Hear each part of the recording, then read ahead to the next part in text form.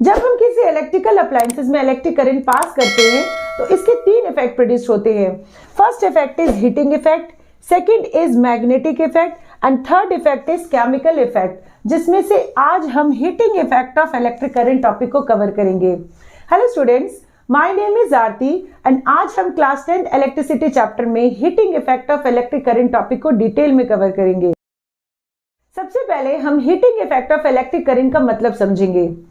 जब हम किसी हाई रेजिस्टेंस वायर के थ्रू इलेक्ट्रिक करंट को पास करते हैं तो हाई रेजिस्टेंस का मतलब क्या होता है? अगर रेजिस्टेंस हाई होगा तो ये इलेक्ट्रिक करंट को पास होने से रोकेगा, यानी electric current and resistance in दोनों के बीच में फ्रिक्शन प्रोड्यूस्ड होगा और फ्रिक्शन प्रोड्यूसेस हीट, यानी इस टाइप के वायर्स में हीट प्रोड्यूस्ड होती है और इसे हम heating effect of electric current के नाम से जानते हैं। इट मींस कि heating effect of electric current क्या है? जब हम किसी ऐसे इलेक्ट्रिकल अप्लायंसेस या किसी ऐसे वायर्स के थ्रू इलेक्ट्रिक करंट पास करें जिनमें हीट प्रोड्यूस्ड हो तो इसे हम heating effect of electric current के नाम से जानते हैं। लाइक निक्रोम वायर, टंगस्टन, इस टाइप के इलेक्ट्रिकल अप्लायंसेस में, इस टाइप के इलेक्ट्रिकल वायर्स में हीट प्रोड्यूस्ड होती है और इस तरह के वायर्स को स्पेशली ऐसे इलेक्ट्रिकल अप्लायंसेस में यूज किया जाता है जिसे हमें स्पेशली हीटिंग के लिए यूज करना है। Like electric heater, electric geyser, इस टाइप के इलेक्ट्रिकल अप्लायंसेस में इस तरह के वायर्स का यूजेस करते हैं।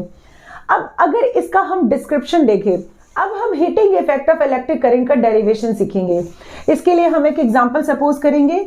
लेट सपोज एक हाई रेजिस्टेंस वायर है जिसकी रेजिस्टेंस को हमने R लिया है और जब 2 पॉइंट के बीच में इलेक्ट्रिक पोटेंशियल का डिफरेंस होगा, जैसे यहाँ पर इलेक्ट्रिक पोटेंशियल कम है और यहाँ पर ज्यादा है, तो ये हाई से लो की तरफ मूव करेगा और हाई से लो की तरफ चार्जेस मूव करेंगे और जिस स्पीड से चार्जेस मूव करेंगे उसके अकॉर्डिंग उसके अपोजिट डायरेक्शन में इलेक्ट्रिक करंट फ्लो होती है।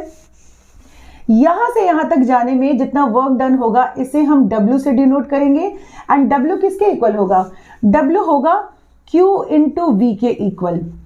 Now next, as you know that rate of flow of charges, यहां से यहां तक जाने में जितना टाइम लगेगा इसे हम स्मॉल t से डिनोट करेंगे और rate of flow of charges क्या होता है? Rate of flow of charges is electric current.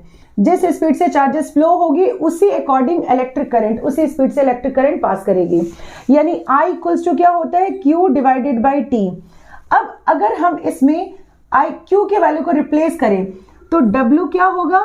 W is equals to आएगा, अगर इसे हम रिप्लेस करते हैं तो Q is equals to I into T आएगा। इट मीन्स Q का वैल्यू हमें I इंटू T पुट करना है, तो यहां पर हम I इंटू T लिखेंगे, इंटू हम यहां पर V लिखेंगे। And as you know that from Ohm's law V equals to क्या होता है? V इक्वल्स टू होता है I इंटू R, यानी अगर हम V का value I into R put करें तो W क्या होगा? W होगा I इंटू T इंटू, यहां पर हमने V की जगह I इंटू R को रखना है, यानी W इज इक्वल्स टू होगा I square into R into T। और ऐसे इलेक्ट्रिकल वायर जिसकी रेजिस्टेंस वैल्यू बहुत हाई होती है इसमें वर्क डन किसके इक्वल होगा? वर्क डन का मतलब होता है कि जितना इसमें हीट प्रोड्यूस होगा दैट इज वर्क डन, यानी W के बदले हम क्या लिख सकते हैं? W के बदले हम लिख सकते हैं हीट, या इसे हम H से डिनोट करते हैं, यानी H इक्वल्स टू होता है I square into R into T, यानी heat produced is equals to I square into R into T। तो ये आपका हीट प्रोड्यूस्ड का डेरिवेशन है या फॉर्मूला, इसी के अकॉर्डिंग हमें न्यूमेरिकल्स भी करने हैं। इट मींस कि H is equals to I square into R into T। अब इसमें हम कुछ इंपॉर्टेंट फैक्ट्स को समझेंगे। हीट प्रोड्यूस्ड किन किन फैक्टर्स पर डिपेंड करती है? अगर हम इस फॉर्मूले को ऑब्जर्व करें तो सबसे पहले तो हीट प्रोड्यूस्ड I पे डिपेंड करती है, यानी heat produced is directly proportional to I square. अगर हम किसी इलेक्ट्रिकल अप्लायंसेस में high amount of current flow करें तो जितना ज्यादा हम करंट फ्लो करेंगे उतनी ज्यादा हीट प्रोड्यूस्ड होगी, यानी heat produced is directly proportional to electric current. It means H is directly proportional to electric current और ये इसके स्क्वायर के डायरेक्टली प्रोपोर्शनल होगा। सेकेंड, अगर हम इस फॉर्मूले से ऑब्जर्व करें तो H is directly proportional to R, यानी अगर किसी इलेक्ट्रिकल वायर की रेजिस्टेंस हाई है तो जितना ज्यादा रेजिस्टेंस होगा उतना ज्यादा हीट प्रोड्यूस्ड होगा। इट मीन्स कि H is directly proportional to R। And third, अगर हम इसे चेक करें तो H is directly proportional to T। Suppose इसे हमने 2 मिनट के लिए यूज किया तो 2 मिनट में कम हीट प्रोड्यूस्ड होगा, लेकिन अगर इसे हम 2 घंटे के लिए यूज करेंगे तो 2 घंटे में ज्यादा हीट प्रोड्यूस्ड होगा। इट मीन्स कि heat produced is directly proportional to time taken also. यानी थर्ड इफेक्ट क्या होगा, H is directly proportional to T। अब हम कुछ डिफरेंट केसेस करना सीखेंगे heating effect of electric current के फॉर्मूले से। जैसे अगर I का वैल्यू हमने डबल किया तो H का वैल्यू क्या होगा, heating effect of electric current क्या होगा।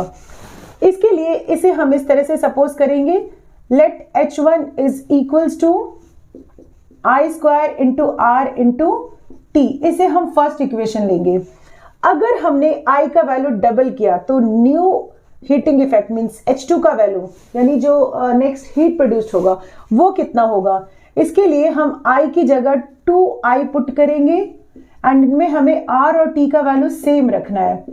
R इंटू T को हमने एज इट इज रखना है, यानी H2 का वैल्यू क्या होगा, ये आएगा 4 into I square into R into T।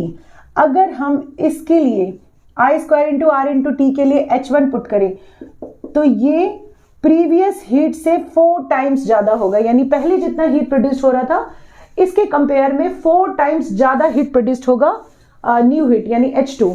जब हम I का वैल्यू डबल करते हैं तो हीट जो है 4 टाइम्स बढ़ जाता है। ठीक इसी तरह से अगर हम I का वैल्यू हाफ करते हैं, अगर हम इसका वैल्यू हाफ कर दें देन H2 क्या होगा, देन H2 I की जगह हमने I अपॉन 2 रखना है एंड इसका होल स्क्वायर करेंगे इंटू R इंटू T। इसे हमने एज इट इज रखना है, यानी H2 इज इक्वल्स टू आएगा 1 upon 4 into I square into R into T। It means कि H2 इज इक्वल्स टू क्या होगा 1 अपॉन 4 इंटू H1, यानी प्रीवियस हीट के कंपैरिजन में 1/4 होगा न्यू हीट। तो इस तरह से हम डिफरेंट केसेस को कंपेयर करते हैं। अब इसके बाद नेक्स्ट हम रेसिस्टेंस का कंपैरिजन करेंगे। अगर R के वैल्यू को हम डबल कर दें, अगर रेसिस्टेंस डबल होगा तो हीट क्या होगा, H2 इज, यहां पर हमने I स्क्वायर को एज इट इज रखना है, इंटू R की जगह हमें 2R पुट करना है, इंटू T को भी हमने एज इट इज रखना है, यानी H2 क्या होगा, H2 is 2 into I square into R into T। यानी यहां पर हम क्या लिखेंगे 2 into H1, H2 is equals to 2 into H1। यानी अगर हम रेसिस्टेंस को डबल करेंगे तो H2 मतलब न्यू हीट जो हीट प्रोड्यूस्ड होगा वो भी बढ़ जाएगा, और अगर इसका हम हाफ करते हैं तो हीट प्रोड्यूस्ड भी हाफ होगा। ठीक इसी तरह से अगर हम टाइम को डबल करें, अगर हम T का वैल्यू डबल करते हैं देन हीट प्रोड्यूस्ड भी डबल होगा। H2 is also get doubled, ये H1 के कंपेयर में डबल होगा, और अगर हम टाइम को हाफ कर दें तो H2 भी हाफ होगा। आई होप कि आपको heating effect of electric current का कॉन्सेप्ट अच्छे से क्लियर हो। नेक्स्ट वीडियो में हम heating effect of electric current के न्यूमेरिकल्स को करना सीखेंगे। Till then keep watching and do like, subscribe and share. Thank you.